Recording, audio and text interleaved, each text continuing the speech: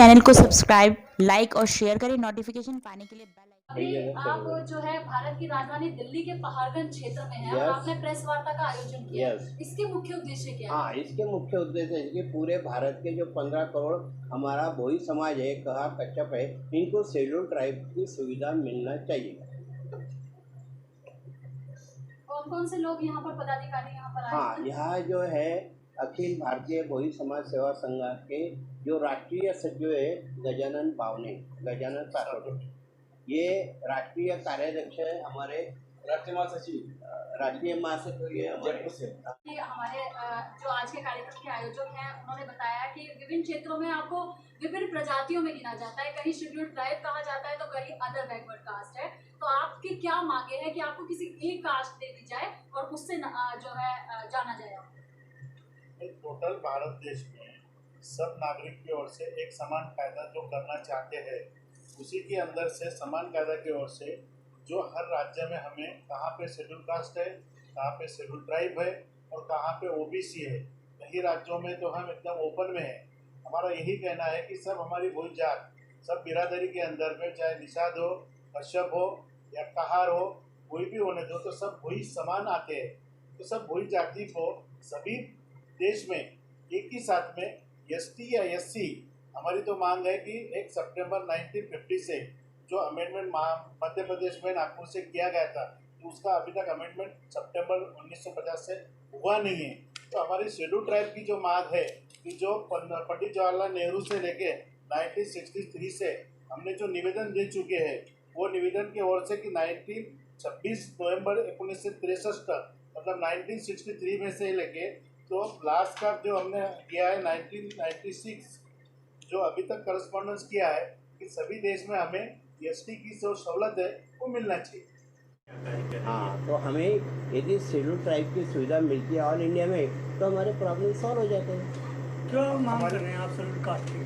हाँ, schedule tribe schedule caste में आने की क्यों मांग कर रहे हैं, क्या कारण है? इसके लिए कि अभी सभी आपको बताया हमने, हर स्टेट में समाज की आर्थिक, सामाजिक, राजनीतिक तीनों परिस्थिति, हर राज्य में अलग अलग स्टेटस है, अलग अलग स्टेटस है हर राज्य में। तो ऑल इंडिया का समाज माननीय जैसे अखिल भारतीय भोई समाज, भारतीय आदिवासी कहार गौड़ धुरिया महापंचायत उत्तर प्रदेश से भी हम माननीय प्रधानमंत्री जी से यही कहना चाहते हैं कि संपूर्ण भारत में भोई समाज को, कहार समाज को एक ही श्रेणी में रखे।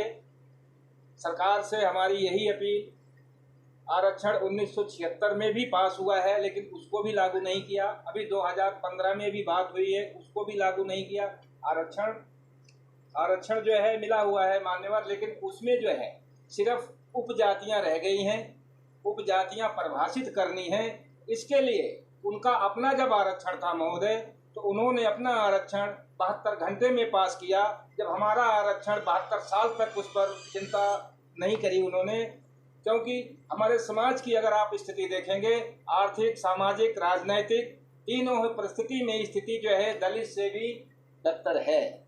इसलिए हम ये मांग करते हैं कि हमें कुछ लोगों को कहीं 17 जिले में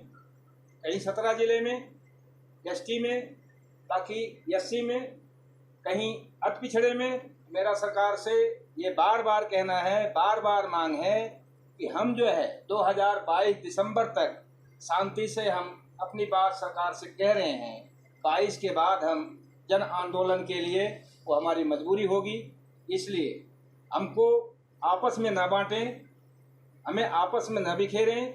हमारी आर्थिक, सामाजिक, राजनैतिक परिस्थिति को देखते हुए भारतवर्ष की पूरे 15 करोड़ जनता को एक ही श्रेणी में रखें। और यह समाज मुगलों से भी 11वीं शताब्दी से लेकर के 17वीं शताब्दी तक घोर रक्तपात का सहन कर चुका है, लेकिन इसने अपना धर्म परिवर्तन नहीं किया। ये भारत का मूल निवासी रहा और उसको भी इस तरह से परेशान किया जा रहा है। सरकार तो अब आरक्षण भी खत्म करने जा रही है, इसके लिए फिर आरक्षण की मांग कर रहे हैं आप, क्या कहना चाहेंगे? सर देखिए, एकता और एकजुटता रहेगी। सरकार आरक्षण माफ या खत्म कर रही है या लागू करेगी, ये कहने की बात है। आरक्षण जब 26 जनवरी सन 1950 को मान्यवर जब संविधान बना, तब भी सिर्फ बोला ये 10 साल रहेगा, लेकिन आरक्षण कभी खत्म नहीं हो सकता। आरक्षण जब खत्म होगी मान्यवर, जब जाति खत्म हो जाएगी तो आरक्षण अपने आप समाप्त हो जाएगा। संगठन उन लोगों से बात नहीं करता। मैं माननीय प्रधानमंत्री तत्कालीन श्रीमती इंदिरा गांधी जी से भी मैं उत्तर प्रदेश आदिवासी संघ के मंच के माध्यम से वहां पर सफदरजंग 1 नंबर में 28 अक्टूबर सन 1984 को ये सारी बातें रखी हमने, लेकिन उसमें जो है हमने आज तक किसी पार्टी का पद इसलिए नहीं ग्रहण किया। मान्यवर जितने नेता हैं, चाहे मेरी बात सही हो गलत हो, मेरे को बहुत बड़े बड़े ऑफर मिले पार्टी में पदों के लिए। हमने कहा जब तक हमारा समाज का काम मुकाम पर नहीं होगा तब तक हम किसी राजनीतिक पार्टी का पद ग्रहण नहीं करेंगे। एक तरफ आप बात करते हैं कि आर्थिक, सामाजिक एवं राजनीतिक विकास के लिए आरक्षण अत्यंत आवश्यक है। हाँ। एक तरफ आप कह रहे हैं राजनीतिक रूप से भागीदारी भी अदा नहीं करने सकते, तो ये तो नहीं क्रॉस क्वेश्चन हो गया। हम सामाजिक कार्यकर्ता हैं। हम 4 सीट लेके, 4 पद लेकर के, 2 एमएलए का टिकट लेकर के, 4 एमपी का टिकट लेकर के समाज को हम गिरवी नहीं कर सकते। राजनीतिक भागीदारी होगी नहीं तो आपके समाज को प्रमुखता नहीं, से कौन रखेगा? मान्यवर संसद में या पार्लियामेंट में कौन रखेगा? संपादक महोदया जी, पूरे भारत में कम से कम 100 लोकसभा की सीटें हैं ना। हम अपने समाज, जब हमारा समाज हमें जब आरक्षण मिलेगा, अपने आरक्षण के दम पे, अपने वोट के दम पर लड़के आएगा। जो आपने 50 नामों से संबंधित 15 करोड़ प्रधानमंत्री जी से, माननीय महामहिम राष्ट्रपति महोदय जी से हम अपील करते हैं कि हमारी 50 की 50 जातियां एक जगह रखी जानी चाहिए। मेरा बार बार यही विनम्र निवेदन है माननीय प्रधानमंत्री जी से, माननीय महामहिम राष्ट्रपति जी से कि भोई, अखिल भारतीय भोई समाज की, कहार समाज की जो 50 उपजातियां हैं, इनको एक ही जगह रखा जाए, पूरे भारत में एक ही श्रेणी में रखा जाए, जिससे इनकी एकजुटता, एकरूपता और सामाजिक समरसता बनी रहे। यही मेरी बारंबार अपील है। धन्यवाद। देश जब कहा गया था सब बराबर, सब बराबर, जितनी जनसंख्या थी उससे ज़्यादा जनसंख्या आज के दौर में, मुसलमानों से भी ज़्यादा जनसंख्या, 36 करोड़ जनसंख्या है हमारे समाज की। ऐसा 20 कौम से ज़्यादा, हमारी सब कास्ट से ज़्यादा, जाति उपजाति से ज़्यादा कोई भी समाज नहीं है पूरे हिंदुस्तान में हमारी जनसंख्या से ज़्यादा हो। तो अनिल कश्यप जी, अब एकजुटता के साथ में जो है अब मलाह समाज जो है वो रणभूमि में कूद चुका है और अपना अधिकार लेकर रहेगा। बिल्कुल, हम हर क्षेत्र में, आर्थिक, सामाजिक, राजनीतिक क्षेत्र में रण में उतर चुके हैं और अपने अधिकार लेकर रहेंगे। और क्यों लेकर ना रहें, हम इस देश के मूल निवासी हैं। हम इस देश के मूल निवासी, और हमारी जातियाँ, जितने भी समुद्र पूरी दुनिया में पानी है, पानी से जुड़ी हुई हमारी जातीय व्यवसाय करने अब वाली। तक कहाँ थे आप लोग? इतने वर्ष हो गए संविधान बने हुए, इतने वर्षों से आरक्षण है, इतने वर्षों तक कहाँ थे? अब से पहले क्यों नहीं मांग की गई आपके समाज? हमारी चमड़ी ना थोड़ी काली है और गेहूं है, हमें लोग पसंद नहीं करते, इसलिए लोगों ने, जो बाहर से आक्रमणकारी आए, गोरी चमड़ी के लोगों ने हमारे अधिकारों को छीन लिया। हमारी बुद्धि को, जैसा कि बाबूजी ने बताया है, जय उन्होंने कितने हमारे योद्धाओं को फांसी पर चढ़ाया है, काले पानी की सजा दी है, हमें क्रिमिनल ट्राइब कहा गया है। ये आप गूगल पे चेक कर लो, और ये हटाना भी है हमको। अनिल जी, एक क्वेश्चन है कि सभी जिस तरीके से ओबीसी, SC, ST के जो लोग हैं वो एक गुलामी के रूप में कहे जा सकते हैं, उनको अपमानजनक शब्दों से, तो क्यों ना एक जाति और एक देश बनाया जाए? हम एक क्योंकि जाति, आरक्षण तो खत्म ही किया जा रहा है वैसे भी। हमारा समाज इतना मिलनसार है, सिर्फ गेहूं और काला रंग है, हम तो पूरे देश विश्व को एक। क्या नाम है सर आपका? मेरा नाम जी अशोक गिर गोसावी, मैं गोस्वामी समाज से हूँ, गोसावी समाज से हूँ। कहाँ से आए हैं? महाराष्ट्र आया हूँ, भटके मुक्त हक्क परिषद का एक छोटा सा पदाधिकारी हूँ।